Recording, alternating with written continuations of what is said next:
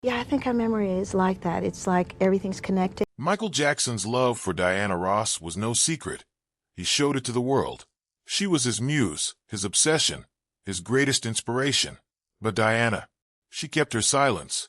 Their bond lived only in whispers, hidden between lyrics and buried in rumors. Now, at 81, Diana Ross finally breaks her silence. Was she his mentor, his mother figure, or the love of his life? Join us as we reveal the truth behind Michael Jackson and Diana Ross's secret connection. A bond like no other. Diana Ross, 14 years older than Michael Jackson, held a unique place in his life. To Michael, she was everything at once: his mother, mentor, lover, and closest friend. She was the dream woman who seemed just out of reach, a guiding star he admired and cherished from childhood into adulthood. Their bond was complicated, emotional, and unlike any other relationship he had ever had. Their story began in 1969, when the Jackson 5 signed with Motown. Michael, barely 11, already had a voice and stage presence that mesmerized everyone. Motown founder Berry Gordy, who had his own past with Diana Ross, recognized the young boy's star potential. For publicity, Motown claimed that Diana Ross had discovered the Jackson 5, but the truth was different. It was actually Gladys Knight and Suzanne de Passé who first spotted the family's talent. Even though Michael's age was adjusted for the cameras, he was presented as 9 years old, even though he was actually 11. Despite the Motown PR story, Michael's connection with Diana was real. In 1969, he moved into her home and lived there for about a year until his family relocated permanently from Gary, Indiana, to Encino, California. During that time, he called her Mama and sometimes even his girlfriend. His mother, Katherine Jackson, wrote in her book that Michael had always adored Diana. He even teased his younger sisters, LaToya and Janet, saying, "You're not pretty until you start looking like Diana." This was a reflection of how deeply he idolized her beauty, charm, and grace. Diana Ross became more than just a star to Michael. She became a mentor and a guide in his early career. She provided professional advice and emotional support, helping him navigate the pressures of fame at a young age. Their bond was strengthened through their work together. But beyond mentorship, there was love. Michael admired Diana with a passion that went far beyond friendship. He considered her the perfect woman, beautiful, talented, and graceful. It is said that they were engaged twice, though both times she ended the engagement, likely because marrying a man 14 years younger would have caused scandal and hurt her career at the peak of her fame. Even with the challenges, the connection between Michael and Diana remained deep and lasting. He trusted her implicitly, admired her endlessly, and carried his feelings for her throughout his life. She was a presence that shaped him, not just as an artist, but as a person. In Michael Jackson's life, Diana Ross was not just a mentor or a friend. She was his love, his inspiration, his guiding light, and the dream he could never let go of. Their bond was unlike anything else, powerful and undeniable. But if the connection was so deep, why couldn't it reach its full potential? What stood in their way? Was it the age gap, the pressure of fame, or something hidden from the world? The moments that altered it all. Some people seemed destined for the spotlight, even before they realized it. Diana Ross was one of them. Still just a schoolgirl, her path crossed with Berry Gordy, the man who would change music forever as the force behind Motown. Motown's shining star didn't rise without scars. In the beginning, Berry Gordy often criticized Diana for her looks and her weight. Those harsh words chipped away at her confidence. Behind the glamour, she wrestled with depression and turned to alcohol. But by 1967, Diana's group, the Supremes, had taken the world by storm, and Diana's connection with Berry had grown far deeper than music. Their bond blurred the line between business and love. Years later, in a 2008 Vanity Fair interview, Gordy admitted, "Working with Diana was just like heaven." Their story wasn't just about romance, it was messy. Diana soon got pregnant and gave birth to Rhonda, a child wrapped in secrets. For years, the truth about her biological father stayed hidden, only reaching her when she was 13. Yet, love could not overshadow ambition. When their personal lives began to threaten her meteoric rise, Diana and Gordy made a painful decision. They broke up, but the dazzling lights of fame cast deep shadows. In Secrets of a Sparrow, Diana Ross revealed the incredible awareness she had at the height of success, an almost mystical gratitude for living her dream in real time. Unlike most, she knew the rarity of her moment as it unfolded. Yet, that awareness could not shield her from the grueling reality behind the scenes. The endless tours pushed her body and mind to the edge. Eating became a nightmare. She would put food in her mouth, but her jaw would lock tight, refusing to move. She grew painfully thin, and even the smell of food was enough to make her gag. Stress showed itself in other ways too. Rashes on her skin, constant anxiety, and a haunting fear that everything she had built could crumble in an instant. Behind the fame, she also faced struggles with addiction. In 2002, she was arrested for what was called an extreme DUI. Soon after, she checked herself into rehab, determined to face her inner battles head-on. Her love life mirrored the drama of her career. She had a tempestuous relationship with fellow Motown star Eddie Kendricks, which culminated in a shocking incident, an alleged brick through a window, a desperate act of passion, yet protected by her superstar status. Later, Diana married music executive Robert Ellis Silberstein, who lovingly raised her first daughter, Rhonda, as if she were his own. Together, they welcomed 2 more daughters, Tracy and Chudney. Years later, in the mid-'80s, she married Norwegian shipping magnate Arnest Jr. Their marriage brought 2 sons, Ross and Evan, before ending in divorce in 2000. Over the years, Diana had other relationships, but one stood apart from the rest, her bond with Michael Jackson. The world even caught glimpses of it in The Wiz. But what really happened behind the scenes? Was their chemistry more than just acting? Did the movie reveal the depth of their connection? Or was it only the beginning of something the public never fully understood? The secrets behind The Wiz in the late 70s. The Wiz forever tied 2 legends together. Released in 1978, this film was a bold, all-black adaptation of The Wizard of Oz, and it brought together 2 of the brightest stars of their time, Diana Ross and 19-year-old Michael Jackson. Diana played Dorothy, the girl swept into a magical land, while Michael played the lovable Scarecrow. On screen, they dazzled audiences with their chemistry. Off-screen, their bond grew into something far deeper, something that was part friendship, part mentorship, and for Michael, his very first taste of love. From the beginning, Diana Ross was the one who championed Michael's casting. She insisted that he was the perfect choice for the Scarecrow, even when others weren't sure. Michael, who admired Diana immensely, was thrilled by the opportunity. To him, working with Diana wasn't just acting alongside a superstar. It was being close to the woman he considered his guide, his protector, and his muse. Their duet, Ease on Down the Road, became one of the film's most iconic moments. The energy, laughter, and playful harmony they shared on screen captured what was happening in real life too. They weren't just co-stars, they were partners. Michael often said he saw Diana as a mother figure, someone who gave him comfort in a world where fame could be cruel and isolating. But their closeness also sparked whispers. During the shoot in New York in 1977, Diana was once invited to Michael's apartment, and she stayed the night. One of Diana's assistants later said he had spent the whole morning trying to track them down for filming. When he finally reached them on the phone, he was surprised to learn they were still at Michael's apartment. Diana, it seemed, had slept over. This only fueled speculation.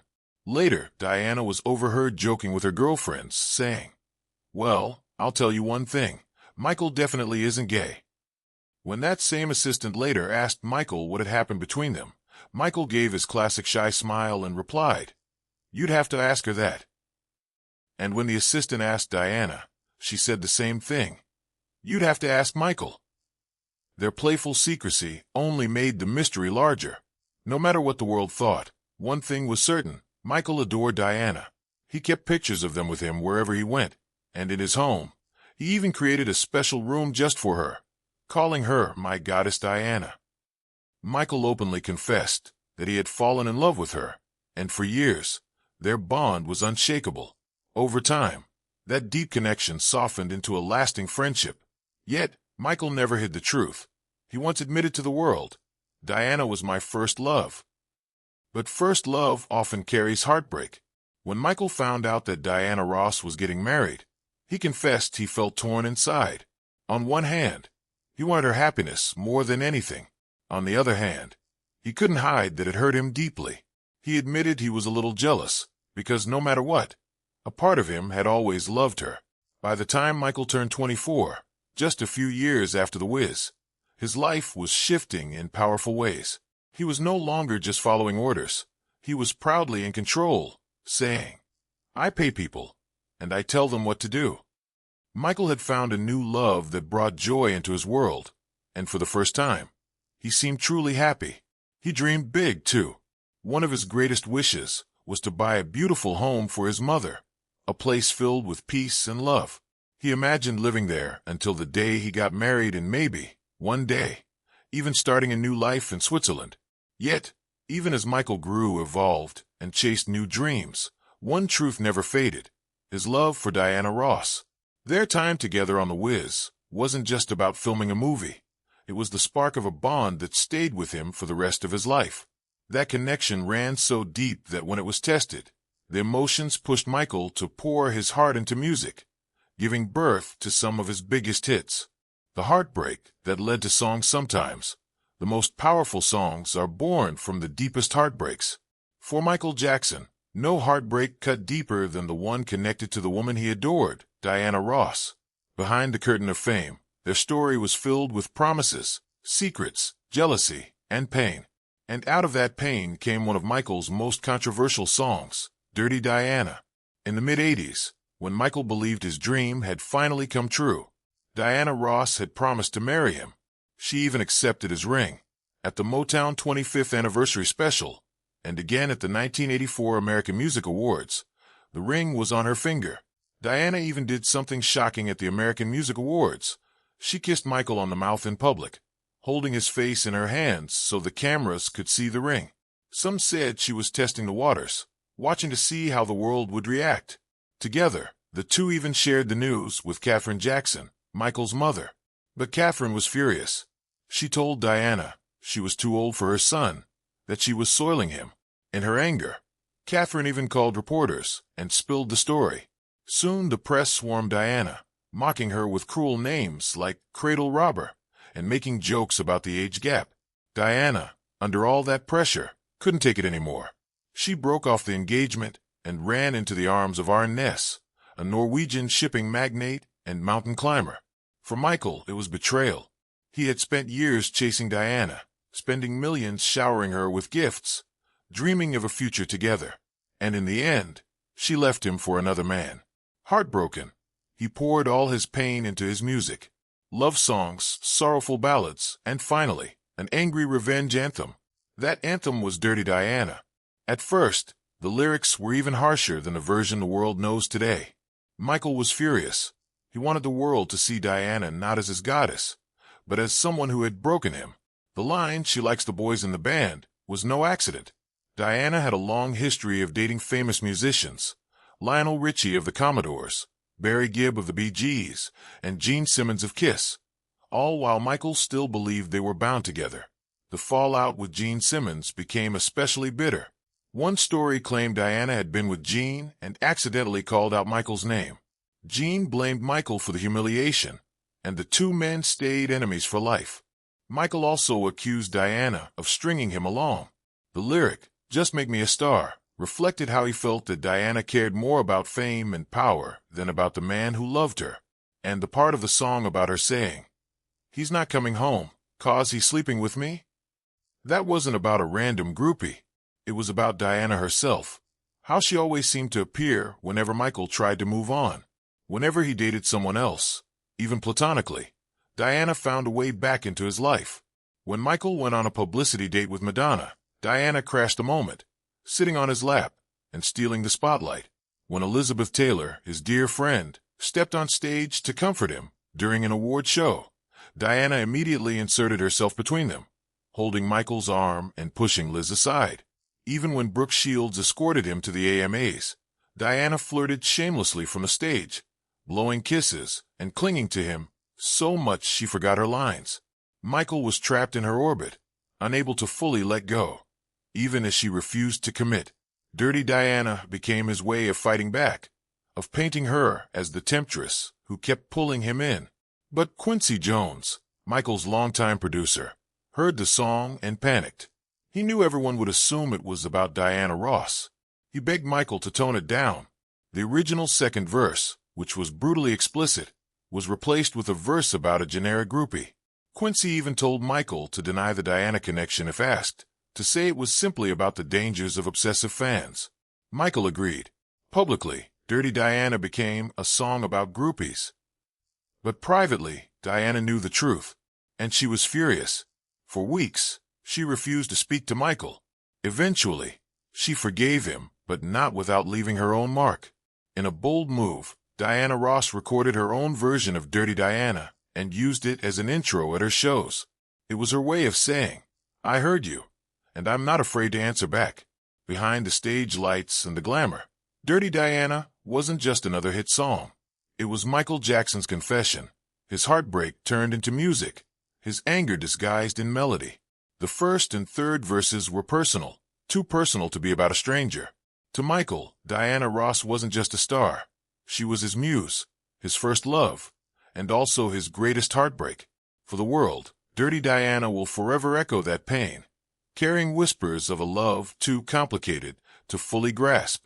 But what if there were other stories hidden between the notes? Stories the world never truly heard? What the songs never said during an interview in 1982. Michael Jackson sat down with Ebony magazine. The journalist expected the usual answers: career talk, music, maybe some light-hearted comments about fame. But Michael said something that left the room silent. He admitted that the most important woman in his life was Diana Ross. The journalist tried to clarify. Did Michael mean like a sister? Michael shook his head. He wanted to marry her. He didn't care about their age gap.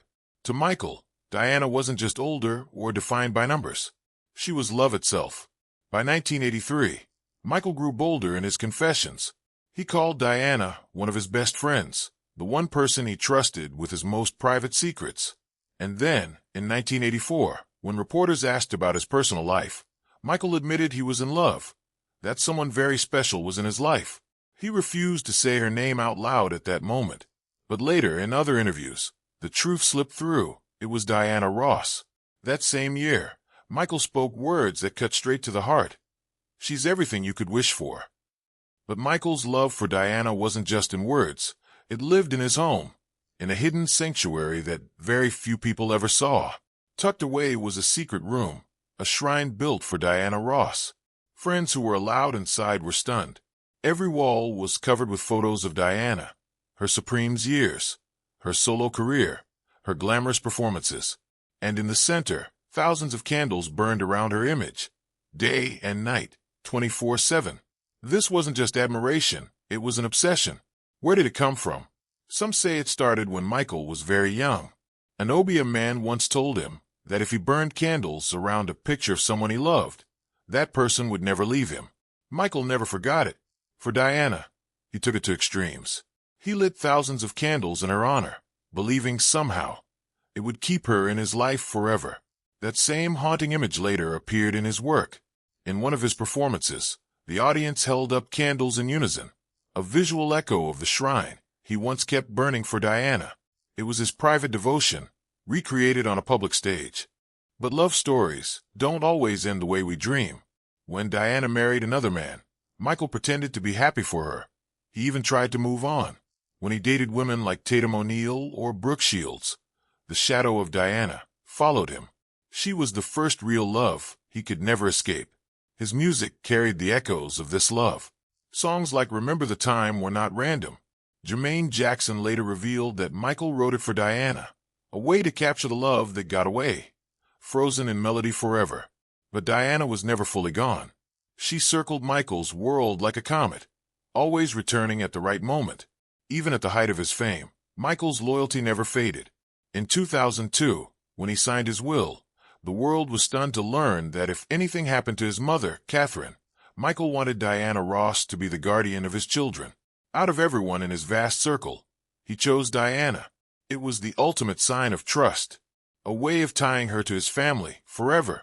Deep down, Michael had always wanted her to be the mother of his children. She was the dream he never stopped chasing. Diana Ross kept her silence. She never spoke openly about the depth of their bond, likely afraid of the storm it would create in the public eye. The world might not have been ready to understand their connection, their age gap, or the way they blurred the lines between friendship, family, and love. In Michael's heart, there was never a question. Diana Ross was everything. And if you listen closely to his songs between the notes, you can still hear her presence.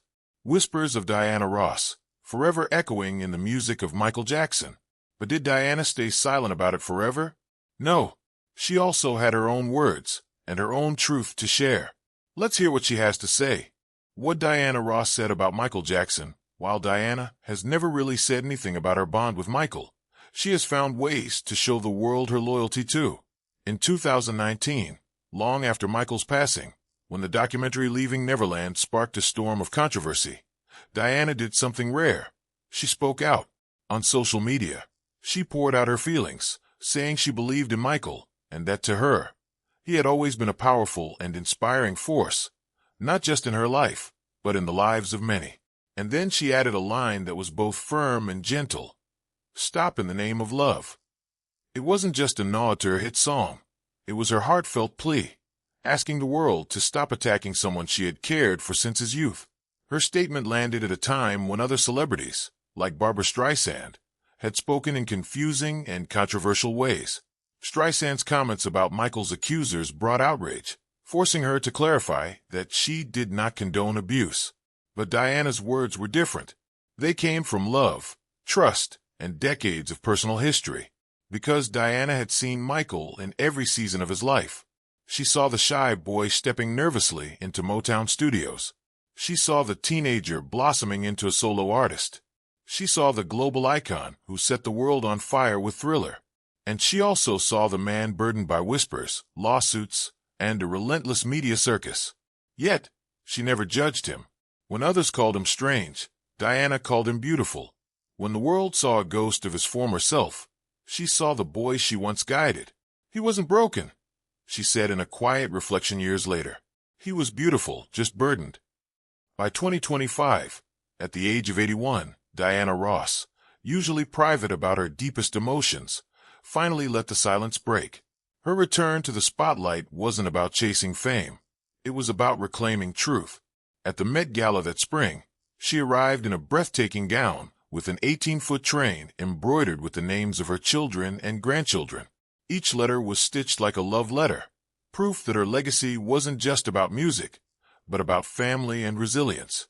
Few knew that her youngest son, Evan, had urged her to attend. He reminded her that the world still needed her light, and as she walked the carpet that night, her presence felt less like fashion and more like testimony. She had endured, she had loved, and she still carried the weight of Michael's memory in her heart. Later, in quiet interviews, Diana spoke of him not as a headline, but as a human being. He was Michael, she said, and he was mine, in a way I never needed to explain. And then came the words that broke decades of guarded silence. I was crazy about Michael.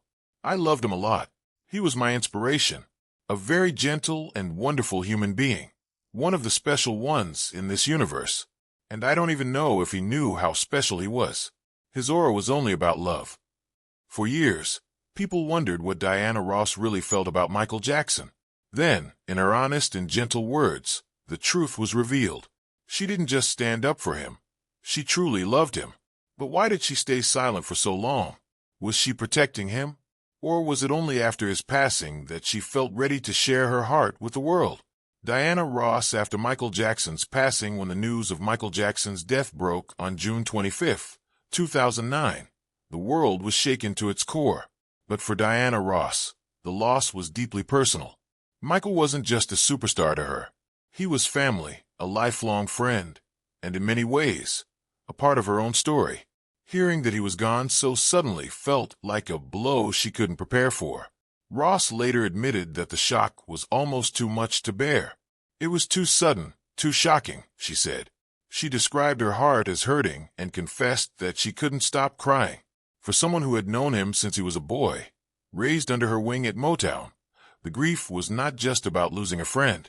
It was about losing someone she had helped guide, someone she had inspired, and someone who had also inspired her in return. Even in her pain, Diana Ross did what she had always done best. She carried herself with grace. She didn't turn her grief into a spectacle. She didn't run to the cameras. Instead, she expressed her sorrow quietly but sincerely, praying for Michael's children, for his family, and for the millions of fans who mourned around the world. But while her emotions were private, her role in Michael's life was suddenly in the spotlight. Even in her pain, Diana Ross did what she had always done best. She carried herself with grace. She didn't turn her grief into a spectacle. She didn't run to the cameras. Instead, she expressed her sorrow quietly but sincerely, praying for Michael's children, for his family, and for the millions of fans who mourned around the world. But while her emotions were private, her role in Michael's life was suddenly in the spotlight. In his will, Michael had written something that revealed just how much trust he had in her. He had named his mother, Katherine Jackson, as the primary guardian of his 3 children, Prince, Paris, and Blanket. But if for any reason Katherine could not continue, Diana Ross was chosen as the one to step in. This was not a small responsibility. It was an extraordinary gesture of trust. Michael could have chosen anyone, but he chose Diana Ross, the woman he once called his mother, his friend, and his greatest muse. Ross accepted this role with the seriousness it deserved. Though Katherine remained the children's guardian, Diana made it clear that she was ready to be there, offering guidance, love, and support whenever they needed her. Even as she stood by the Jackson family, Diana didn't pause her own journey.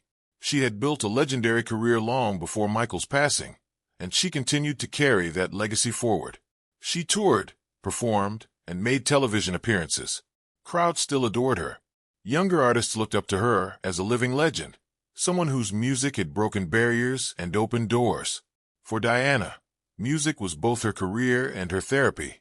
It allowed her to keep moving, even with grief still living inside her heart. But her grief didn't remain entirely private. In moments when she felt the need to defend Michael's memory, Diana did not stay silent. Many celebrities stayed quiet, but Diana Ross chose to speak. To Diana, Michael was not a tabloid story. He was Michael, the boy she once guided, the man she loved as a dear friend, and the father who had trusted her with the most precious part of his life, his children. On her 2010 More Today Than Yesterday tour, she honored him in the way only a singer could, with music. On stage, she performed the song Missing You, dedicating it to Michael. As her voice carried through the audience, it wasn't just entertainment. It was grief turned into melody. Diana was reaching out across the silence, still singing for the friend she had lost. To Diana, Michael Jackson was far more than the king of pop. He was a kind spirit, a loving person, and truly one of the rare souls in this world. How do you see the bond they shared? And if Michael were still here with us today, do you think Diana would have found the courage to speak openly about their connection? Let us know your thoughts in the comments below.